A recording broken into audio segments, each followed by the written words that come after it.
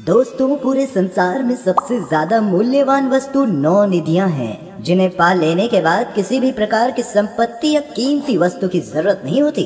अगर बात सिद्धियों की करें तो हनुमान जी के पास 8 सिद्धियां थी, जिनके प्रभाव से वे कैसा भी रूप धारण कर सकते थे, जहाँ चाहे वहाँ जा सकते थे। पल भर में भारी से भारी चीज को एक जगह से उठाकर दूसरी जगह रख सकते थे।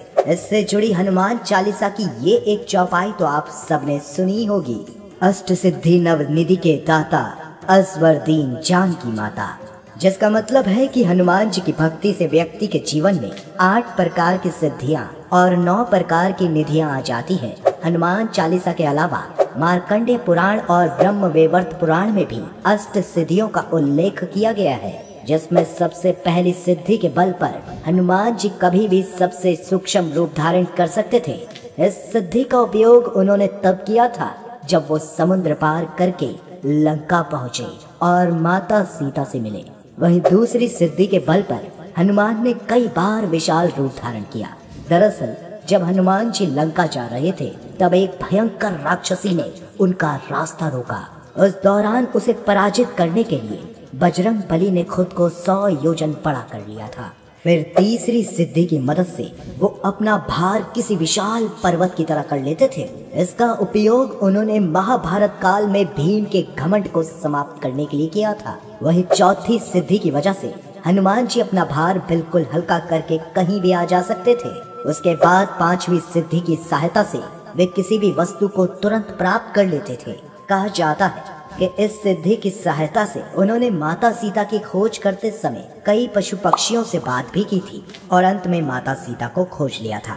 इतना ही नहीं, छठी सिद्धि के बल पर वे पृथ्वी की गहराइयों में पाताल तक जा सकते थे।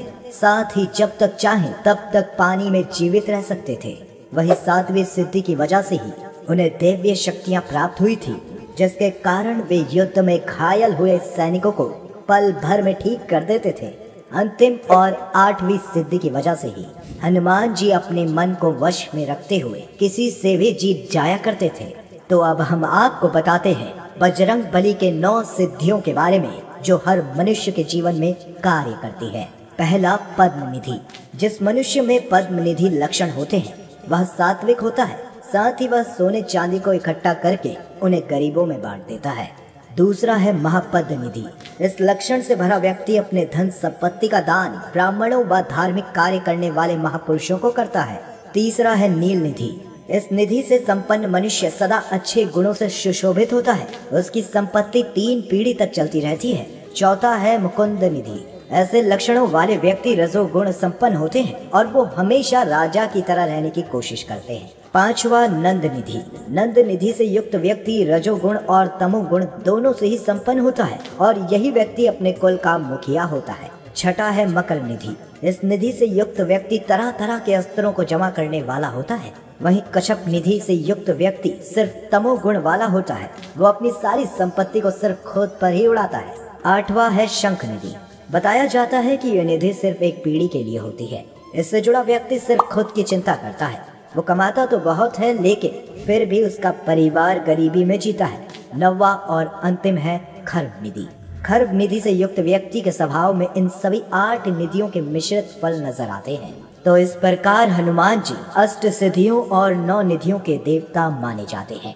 दोस्तों, अगर आप भी हनुमान जी से जुड़े ऐसे किसी रहस्य के बारे में जानते हैं तो हमें कमेंट करके जरूर बताएं। जय श्री राम, जय जय हनुमान।